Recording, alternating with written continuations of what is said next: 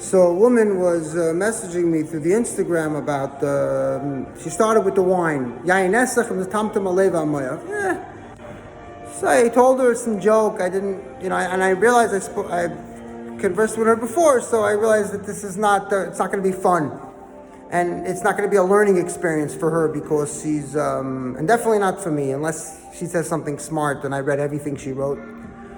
It's not being a little boastful, but I believe that she doesn't really have any good thought or any insight. And text I already know. So, all the text that she said.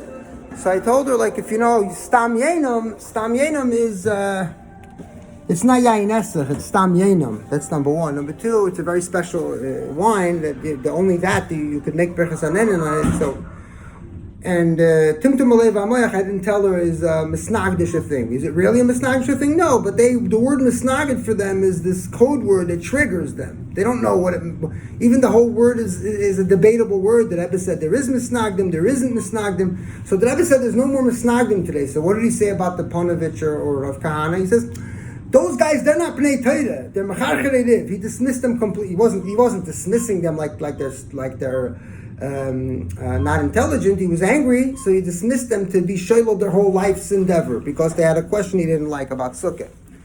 So here's the word.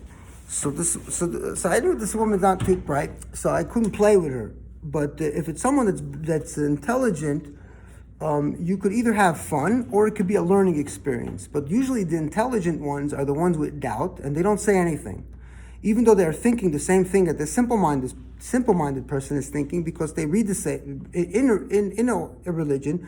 You read the same text, the same religious text. So you use this, and then she hacked about Yetzirah, and I said, if you're not doing Torah based, so it's I don't know if I could really hear what you're saying really much, And it's like turning the game back on her because, Zusha the singer, he sings like neo-Hasidic songs.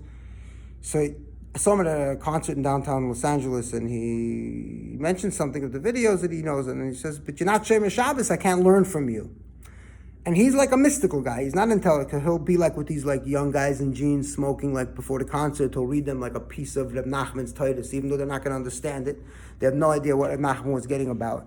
He reads a piece of Torah and he thinks there's some magic that's going to lift these guys up. Dude, first of all, these guys are already 100% Jewish. Just because they're not with the payas and faking it like him, they're still. Then I told him speak to Poskim, and then he no answer to that. I cornered him and did the checkmate.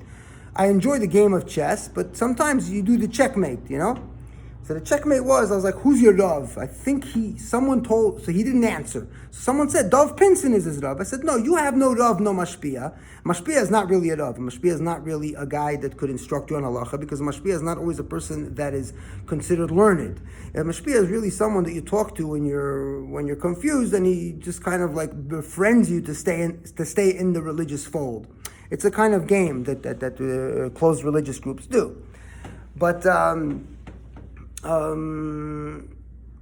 yeah. So with him, it was he's very talented with the music, but intellectually it was no fun. I could tell you that. And then Dov Pinson I know, and Dov Pinson is intelligent, and he knows that there's the existence of people who don't see mitzvahs as a ikr. Mitzvahs is just practices and rituals, and they don't see that. They see either Kabbalah, or they have a spiritual life, or they just believe that the Yiddishkeit is you go with the flow, whatever it is. Chagim Moadim v'Roshei Chadashim, right? You just go with the program, whatever it is, from the birth of babies to the cradle to grave, and you do stuff. But they don't care about Shmiras Shabbos. Those are the philosophers of Judaism throughout the ages. And every Jewish philosopher that you could see was somehow hiding their unbelief in many ways, and some of them were like the Ralbag and other people that would be completely like Even HaEzel. You could see they were completely already in trouble by the believers, because the believers were Inquisition style, very Christian, very not just Christian, but the worst type of it, the Inquisition type, the Catholics. And they were right if these people who were, some of them wrote Mefarshim on Chumash, but they were right if them for not believing the same bullshit that they believed in terms of ghosts and crap and God and how they think God thinks and feels and what God wants. So the woman was speaking about the Yayin Esach, so I told her learn about Stam Yainam. Then I stopped reading because I didn't want it to. Sometimes you read people's stuff and you get into it and it could ruin your day because you're opening yourself to them. I think even if Nachman of Breslov spoke about Kiruv, and back then Kiruv wasn't the movements you have today of befriending people, and Nachman said that it's dangerous. It's very interesting. It's a very anti-Kiruv thing. You would think for Breslov they wouldn't have such a text. But he said, like when you connect to somebody in the soul level, it's dangerous. You could pick up their garbage. It's very interesting. But intellectually speaking, naturally speaking, it could just ruin your day. So there are so one interesting point that I just want to make a short one, and that's my thought, and the rest I could just speak about details, was that the intellectuals, they're not sure, so they're not going to come and start shooting at you texts and saying this, that, the other. Or they just respect your space. They allow you to be secular and they're religious. But I think the intellectuals, they know that what they believe is not absolute. So what do? They're confused. It's very interesting that the intellectuals are confused, and the dum-dums, the simple-minded, who are the soldiers, who you can't even explain to them that the war is over, or the campaign is over, or this or that, they're cocksure. And there's a saying by the philosophers. They say that the problem in the world is that the wise people and the intelligent ones are full of doubt, and the cocksure ones are 100% sure about everything. Like, yeah, no, this, that, and you can't even you can't even tell them to ask their own guides and their own people who they trust. Because if they won't trust you, because you're the guy from the dark side, because you're not the believer, right? You're already poisoned by this magical poison of what they don't even know is thinking, and why some of the philosophers Jewish philosophers would advocate the study of Jewish philosophy, which is basically Jewish philosophy. It was like to give intellectual reasons for traditional things, right? To give reasons for why we do things, as opposed to the mystics who would say you don't even have to give any intelligent reasons. You just have to say that it's all mystical, cosmic, amazing stuff, sparks in the food and all that, right? So the philosophers would say, as a defense for philosophy itself, and the philosophy itself was a defense of Judeo-philosophy, Jewish philosophy, like the Rambam and all those, that section is a defense of Judaism in their own way. And the philosophers, when they had to defend philosophy to the masses, and in the Arab world they had the same debates as the Jews in terms of those who hated philosophy, and then they caused the masses to hate the philosophers, and then the philosophers hated the religious, and the divide became bigger.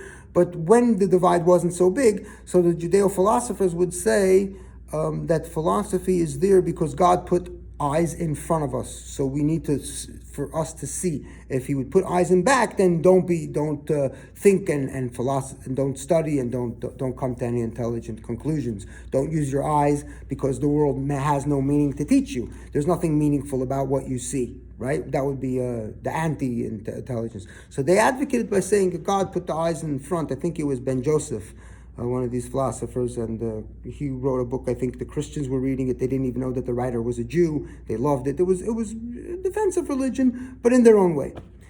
So that was the point they wanted to make, that the intelligent ones who are frum, they're shomer Torah mitzvahs, but they're intelligent, so they understand there's a truth out there, but they're not going to venture outside. They're comfortable in their religion and their habits and beliefs, even though the beliefs are very defined and very limited. So it's not really like the belief in some adventurous thing. It's just a belief. Yeah, my grandfather did it, so I don't even have to believe it. I just do it because it's a practice.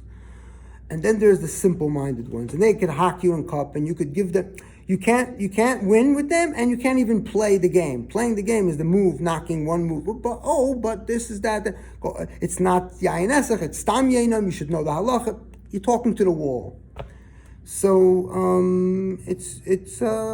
and again, like the video I did before, where I said I don't really have a solution for that. And I think that the back in 1,000 and 1,500 years ago, the philosophers said the same thing. They said that not all the people should read their books because it's tricky and it's not for the regular unlearned. You need to know a lot of Gemara. And they were basically pushing away those who are going to come to read their works and criticize them and say, I know better than you, and immediately dismiss these guys as kafrim and whatever, right? Like when they were burning the Rambam's books and so on. So that's it. It's not really, there's not really a solution. I don't have one, but life is good.